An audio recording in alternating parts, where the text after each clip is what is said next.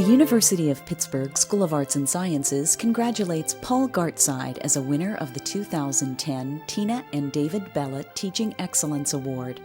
Established in 1998 with a gift from Arts and Sciences alumnus David Bellet and his wife Tina, this annual award recognizes outstanding and innovative teaching in undergraduate studies in the School of Arts and Sciences. If I know that the homomorphism conjecture is true, Paul Gartside is an associate professor and graduate director in the Department of Mathematics. He came to Pitt as an assistant professor in 2000. okay, this is going to be hard. After serving as a junior lecturer at the University of Oxford and completing postdoctoral fellowships at the University of Galway, Moscow State University, and the University of Auckland. Gartside received his undergraduate degree and his D.Phil in mathematics from the University of Oxford. In 2001, Gartside received a faculty research grant from the School of Arts and Sciences, and in 2003, he and a team of University of Pittsburgh colleagues were awarded an NSF grant for enhancing secondary math teacher preparation. I think it's important to make time to teach deliberately, to think about what I'm doing, what I have done, what works, what doesn't work. And part of this is that I will have a timetable for each day, and that will include putting time aside for preparation for teaching, for revising a class after I've done it, working on new materials, and generally planning ahead.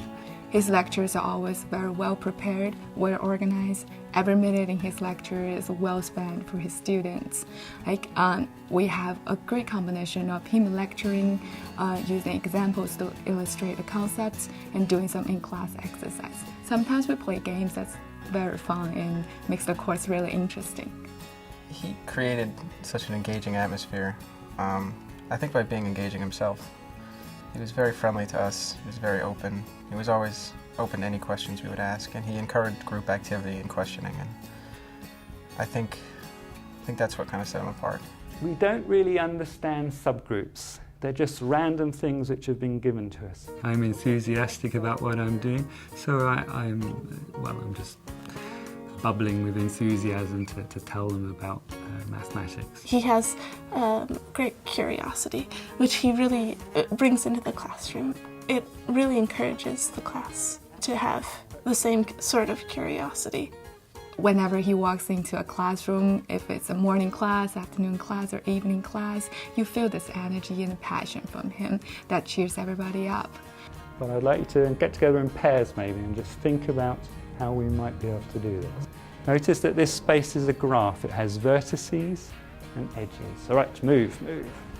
Our students are really smart, and they can actually help teach each other things, in some instances, many instances, better than I can. They have a better grasp of where their colleagues are coming from than I do. They can pick up very quickly on errors, and so I can multiply my effect in a sense by getting students to teach each other and teach themselves. Professor Gartside's classes have a very active component.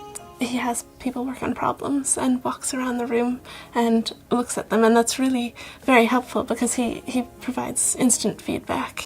We did a number of group exercises with him that I don't think I've ever done anything like in another math class. Usually it's just lecture, lecture, lecture. And the opportunity to kind of go a little bit more hands-on with the material was pretty nice. To me, as a mathematician, it's all about understanding. It's about putting the concepts together in something meaningful.